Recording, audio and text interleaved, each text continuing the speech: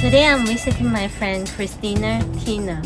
I met her last year and then we finally she invited me to her home and show me her studio. Yeah. Okay.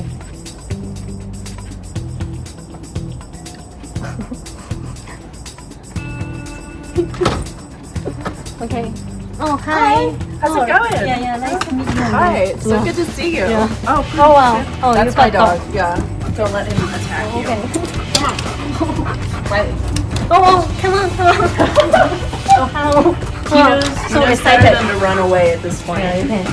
It's like meeting you for the first time all over again. Yeah. Riley, come on. Okay. This is my house. Welcome. Oh, you got some cool drawings. Thank you. Yeah, I did all the art on the walls. It saved me a lot of money. Yeah. Yeah. So, Yeah. Oh, those are really nice. The lines. you guys want some water? Yeah. Let's go to her studio. Hi, I'm Cherry again. So this is Christina, my friend. I met her last year in October on Instagram. Yeah, and it was because of a show that just by chance was in a cafe that you happened to be in. Yeah. And it was really cool to connect with you because the show was it was art made inspired by Hong Kong. It was for a story that I'm still in the process of writing, and I don't know. It was really cool to have you look at it and say you know what, this artist is making art about my home, and Yeah, let me tell you more. Actually, last year I was sitting in the cafe for 3 hours. My boyfriend was working there. Then after 3 hours, I got really tired, and I looked up on the wall, and I saw a really beautiful purple painting. Yeah. And then I started to look at other drawings. I found it is about my hometown. So it's amazing. Yeah, it's just cool that you thought it was amazing. I'm really touched. Because I looked up in Denver, there is only 4% Asian community. And I know that you've never been to Hong Kong, so why do you want to draw about my hometown? Well, I really believe in the power of storytelling. I have for a long time. My parents do documentaries, I love to write stories. I've always been inspired by stories that I, have read and watched in my childhood and in my adult life. And I think that there's a lot that you can say in a story that maybe you can't say directly to people. And writing about Hong Kong, researching Hong Kong, seeing everything that's been happening there, it's a very, there are so many incredible stories that can be told about that place. And that's really what's motivated me. Yeah, that's really cool.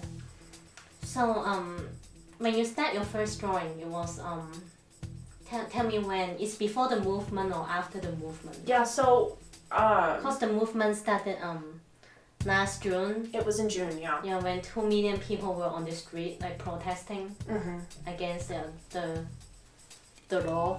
Yeah, and last year, 2019, it was. It wasn't the year of protests in the way that 2020 is, but it was really inspiring to see all the kids that were taking to the streets, all the people, just the people that believed in freedom, who wanted to share their voices. But when I made the first drawing that started this whole story that I'm doing, it was in January of last year. So I kind of wanted to expand on that. I wanted to explore that and see kind of what could come from it. I've always been inspired by Japanese art and stories. Japanese art. Yes, Japanese art. Drawn by her. Yes. It's definitely been something that's influenced my practice. And also influenced my motivation, It's inspiring to see other artists who are creating incredible things and other people who are telling incredible stories. And I think that once the situation in Hong Kong started making itself more apparent to the world, I took that as a sign, that what I was doing wasn't just pretending to, know something about a culture that I know nothing about, or trying to appropriate a culture that I've never really had a heritage in or involvement in. I've never even been to Hong Kong, so kind of finding that connection, seeing the protesters with their American flags and singing the national anthem and calling for help. It's been a really incredible and also heartbreaking thing to watch. Yeah, so since you've never been to Hong Kong, do you find it very difficult to look for, do you need to Google a lot of images, or how do you understand about Hong Kong? Because for me, I think it's very difficult for me to draw something I haven't seen, or for me, I like to draw about feelings. So I need to go through that phase to draw it. But what about your creating process? So I guess in my creative process, there's a lot of research, especially when I'm doing historical fiction, which is what this story, what it would classify as genre-wise. I have to read a lot. I've watched a few documentaries, not enough. I like to watch films that take place in Hong Kong in the 80s. Yeah, what kind of films? I love Jackie Chan. He's definitely a really fun person to watch on screen, but also kind of the ways that he he uses the settings in Hong Kong as huge story elements. There's one movie that I watched where he was in a shopping mall, and I'm pretty sure he broke 100 windows in that one scene, but it's kind of taking these things in and learning what I can visually, but also kind of learning culturally what different norms are and what different expectations are, and I guess what do the people wear? It's all stuff that has to be looked into, and I have found it very difficult to draw, especially with the architecture and the script. It's so different from here. Hong Kong's high rises. Yeah, for sure. And Denver has a city. And I've been to New York. New York is a city, but the architecture is so different. And in the 80s there were all the neon signs, and all of the color that came with those, which that's what drew me in the first place. Yeah. That's cool. Yeah, you told me your boyfriend Wong Kar-wai too. Yeah. He's shown me a few of Wong Kar-wai's movies, and those have been a real pleasure to learn about. Chungking Express in particular has been a major inspiration for sure. Yeah, and you told me you've been listening to music from Hong Kong. Anita Mui is what I really like. Who is it? Priscilla Chan. Yeah, Priscilla and Chan. Kelly Chen. Yeah.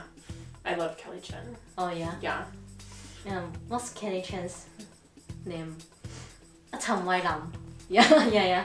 What is it? Chen Wai Lam. Oh, beautiful. Yeah. She's very famous and also very pretty. Yeah. But a lot of these musicians also were inspired by American music too. So it's kind of funny to see those back and forths that happen, because Hong Kong was such an international. Well, it's always been a very international place because of the trade and the port and everything. Yeah. And may you tell me what's your story about?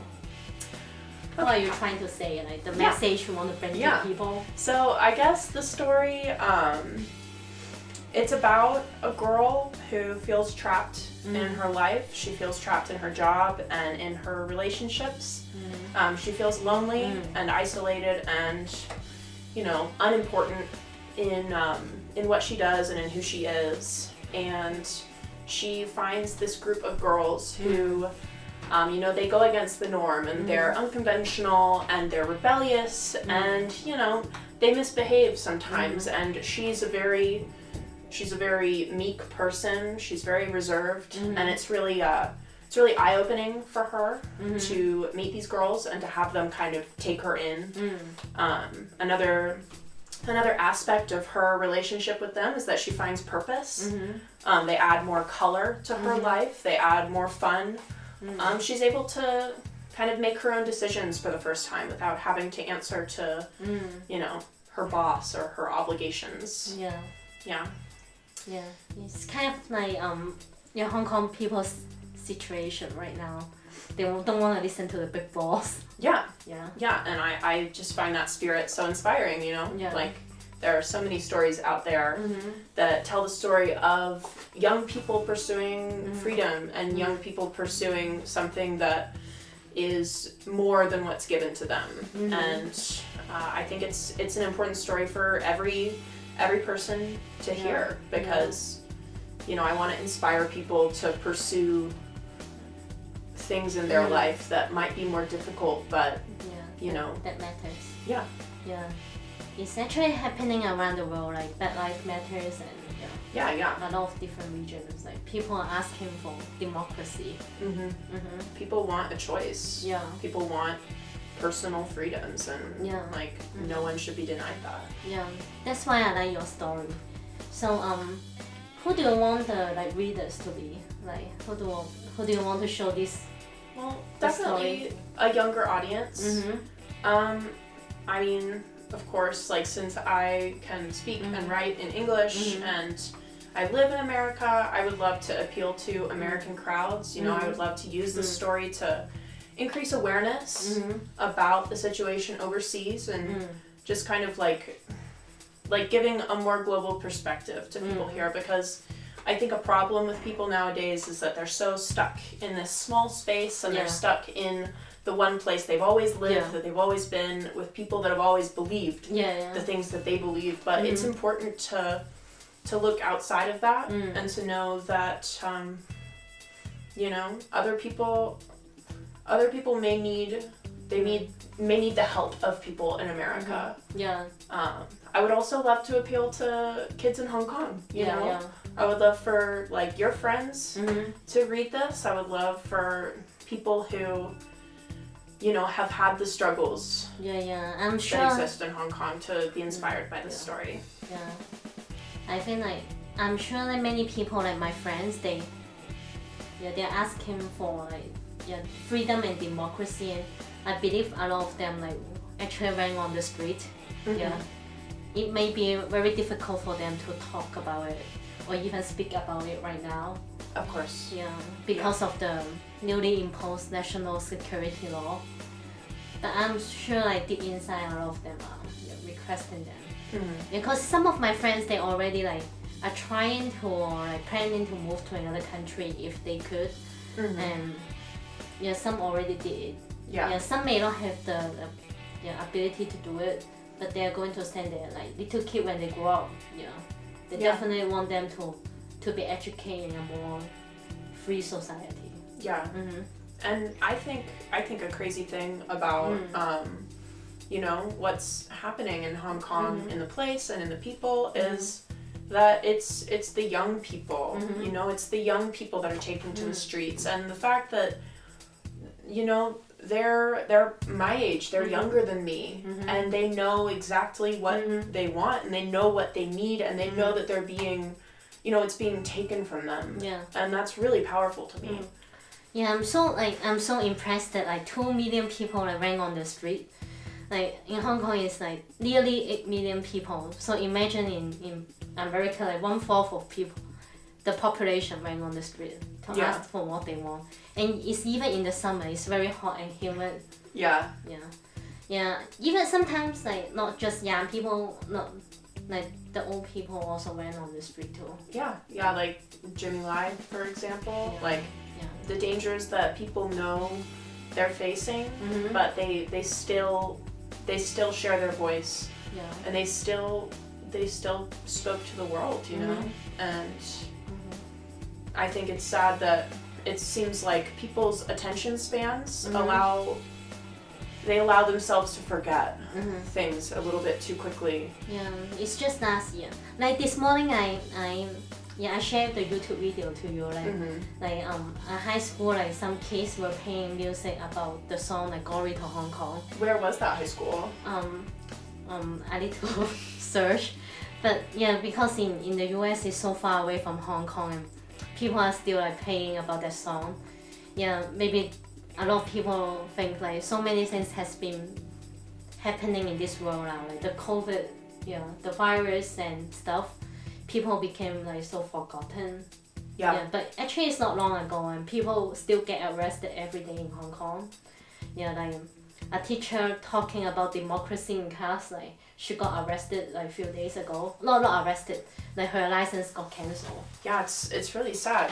It's sad because like teaching children about things, that's the most important thing that a society should allow. But once you stop teaching children about things, that's when you raise a generation that doesn't even know. It's not even that they forget, it's that they are not even taught truth. They don't even like know it exists. Like people could have the right to speak about what they want. Everybody should have the right to speak. It's like I've had times in my life where people have silenced me and they've said, you can't talk about this and you can't say that, and I'm like, that's my right as an American. That's my right, is to be able to say what I think and say what I believe, and that it's so much more valuable than people believe that it is. The freedom of speech. So I'm really impressed like that you draw about a story about my hometown. And you pay attention even though you haven't been to Hong Kong. I mean, it started with just thinking Chinese cityscapes, so cool. I want to draw neon, I want to draw motorcycles, I want to draw cool girls on motorcycles, and I was like, there's a story in this. And to see kind of the events that have been happening there, it's like, you know what, this could really mean something. And I was doubtful the whole time. Like the whole time that I was drawing these pages and like finishing this art, I was like, should I be doing this? Do I have the right to be doing this? Like, I'm not from Hong Kong. I'm not even Asian. Like, No, I don't think you should be restricting yourself. But it really took you saying that to me and you reaching out to me and saying like, I love that you're making art about my home. It really inspired me to have you validate my work like that. And it was invaluable. I can't even express like how thankful I've been for your friendship, because it's helped me along this a lot. So I met her last year on Instagram last October. So we almost met like last year, but there was a snowstorm, so we couldn't meet in person then. This year, because of like COVID-19 due to the work from home situation, so my boyfriend and I decided to live in different cities, and finally we are in Colorado, and then and we met up. So it's really great.